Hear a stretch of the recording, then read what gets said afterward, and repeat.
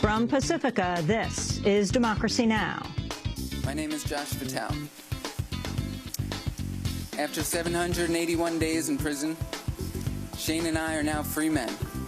U.S. hikers Josh Fatal and Shane Bauer arrive in New York after more than 2 years in an Iranian prison. We'll hear the hikers in their own words and their first extended comments since being released. We'll also speak with their mothers and with the third hiker released last year, Sarah Shord. Then it's day 10 of Occupy Wall Street. What they're doing here is the assembly. The core demand, I think, right now seems to be the right to organize, to have a political conversation in a public space, to show Wall Street, so to speak, what democracy looks like. More than 80 protesters were arrested over the weekend. Then, after the execution of Troy Davis, we speak with his older sister, Martina Correa.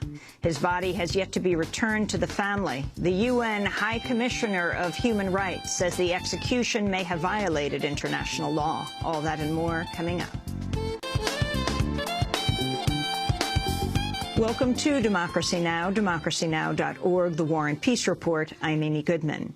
In defiance of the United States and Israel, Palestinian Authority President Mahmoud Abbas addressed the United Nations Friday, pressing the case for the creation of an independent Palestinian state alongside Israel. The support of the countries of the world for our endeavor is a victory for truth, freedom, justice, law, and international legitimacy, and it provides tremendous support for the peace option and enhances the chances of success of the negotiations. Excellencies, ladies and gentlemen, your support for the establishment of the State of Palestine and for its admission to the United Nations as a full member is the greatest contribution to peacemaking in the land of peace and throughout the world. Mahmoud Abbas told world leaders that a Palestinian spring had been born, similar to the mass demonstrations across the Middle East. The time has come to end the suffering and the plight of millions of Palestinian refugees in the homeland and the diaspora, to end their displacement and to realize their rights, some of whom were forced to take refuge more than once in different places of the world. At a time when the Arab peoples affirm their quest for democracy in what is called now the Arab Spring, the time has come also for the Palestinian Spring, the time for independence. On Saturday, Mahmoud Abbas said he expected the UN Security Council to finish debating his nation's application for full United Nations membership in weeks, not months. On Sunday, Israeli Prime Minister appeared on NBC's Meet the Press and criticized the Palestinian bid for statehood. There's two sides to the equation. The Palestinians want a state, but they have to give peace in return. What they're trying to do in the United Nations is to get a state without giving Israel peace, or giving Israel peace and security. And I think that's wrong. That should not succeed. That should fail. But what should succeed is for them to actually sit down and negotiate with us to get two states for two peoples, a demilitarized Palestinian state that recognizes the Jewish state. That's what should succeed. Israeli Prime Minister Benjamin Netanyahu. A CIA office in Kabul came under attack Sunday by an Afghan employee of the U.S. government.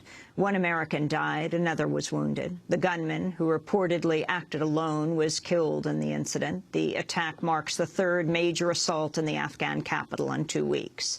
Admiral Mike Mullens, the chair of the Joint Chiefs of Staff, has accused Pakistan's spy agency, the ISI, of supporting the Haqqani militant group in the recent attack on the U.S. Embassy in Kabul. On Friday, Mullens told a Senate panel, quote, "The Haqqani network acts as a veritable arm of Pakistan's Inter-Services Intelligence Agency." Pakistan called that statement irresponsible. Syed Yousaf Raza Gilani is Pakistan's prime minister. We strongly reject assertions of complicity with Haqqanis or of proxy war. It will only benefit the enemies of peace. Only terrorists and militants will gain from any fissures and divisions.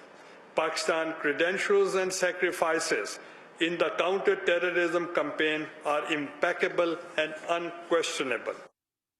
While Mike Mullens' comments about Pakistan's support for the Haqqani militant group was front-page news, little attention has been paid to the long ties between the United States and the militant group.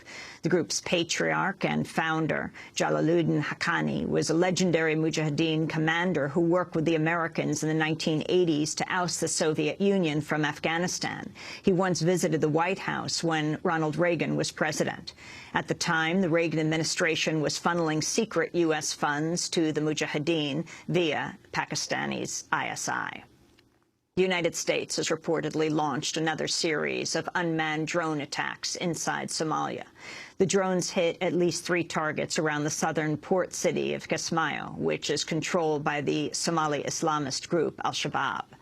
The attack comes just days after reports emerged that Obama administration is building a ring of secret drone bases in the Horn of Africa and the Arabian Peninsula from which to target alleged militants in Somalia and Yemen.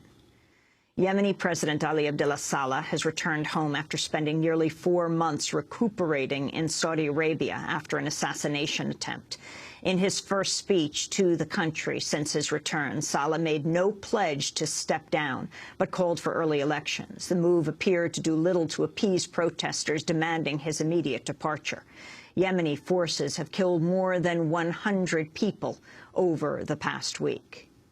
Saudi Arabia's king has announced women will be given the right to vote and stand in the 2015 elections, but they will not be allowed to vote in next week's election.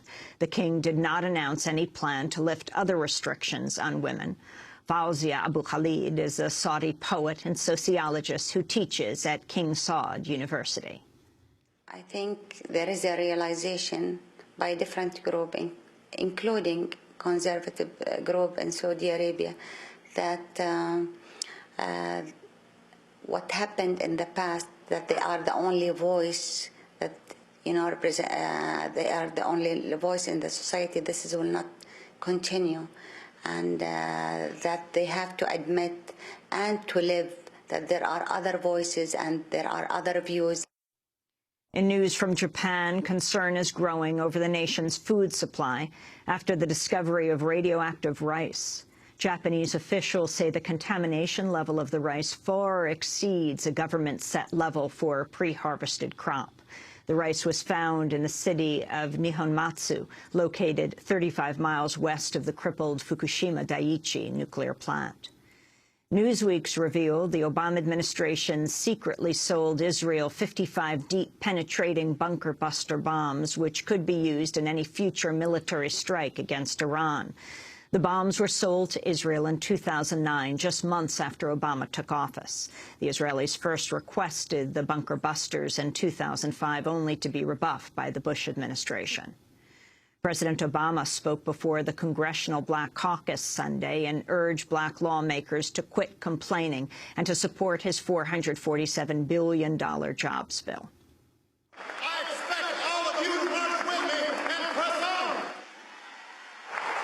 Your bedroom slippers. Put on your marching shoes. Shake it off. Stop complaining. Stop grumbling. Stop crying. We are going to press on. We've got work to do. CBC. The official unemployment rate in the black community is over 16%. In other political news, former Godfather's Pizza CEO Herman Cain was the surprising winner of this weekend's straw ballot in Florida. Cain received 37% of the vote. Texas Governor Rick Perry placed a distant second with 15%. Former Massachusetts Governor Mitt Romney placed third. Congresswoman Michelle Bachmann, who won the Iowa straw poll in August, received less than 2% of the vote.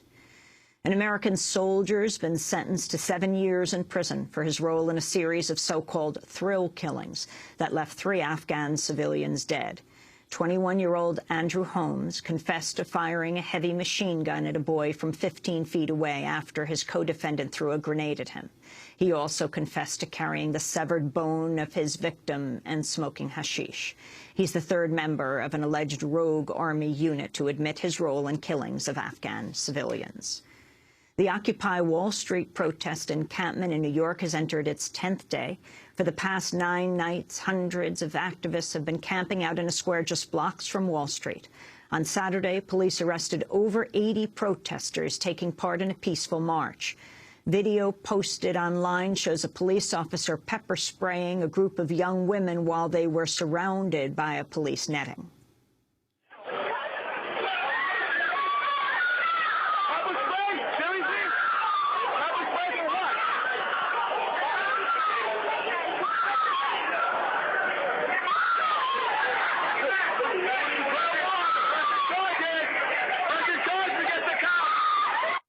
We'll have more on the Occupy Wall Street protest later in the program. A California jury has convicted a group of 10 Muslim college students of criminal charges for disrupting a speech by Israeli Ambassador Michael Oren on the University of California Irvine campus last year. The students were sentenced to 3 years of probation, 56 hours of community service, and fines.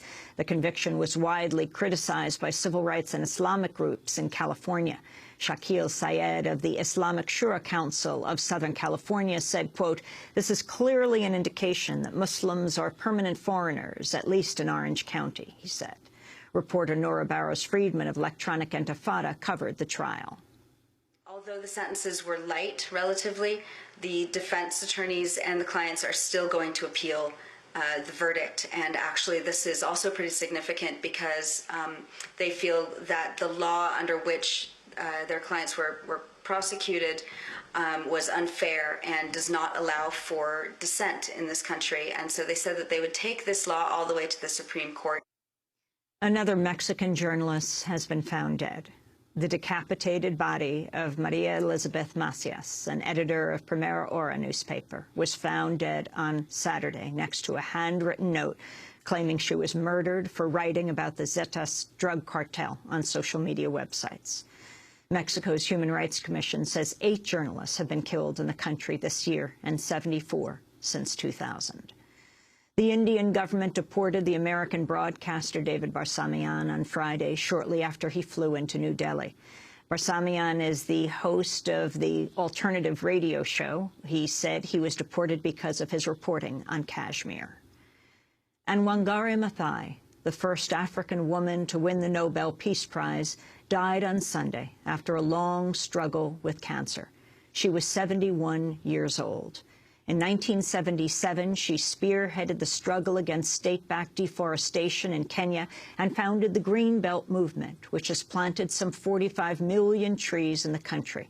She's also been an outspoken advocate for women's rights and democratic development. She won the Right Livelihood Award in 1984. 20 years later, she won the Nobel Peace Prize. A frequent guest on Democracy Now!, Wangari Maathai last appeared on the show in 2009. I would like to say this.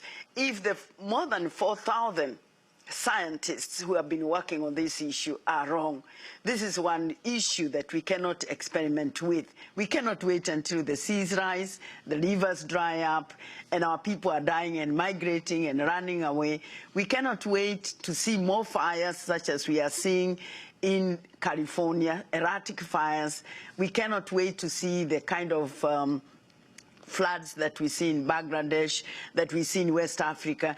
We are already seeing islands that are literally drowning. So let us not experiment with our lives and that of our children. Wangari Maathai, Nobel Peace Prize winner, has died at the age of 71 in Kenya. And those are some of the headlines. This is Democracy Now!, democracynow.org, The War and Peace Report. I'm Amy Goodman.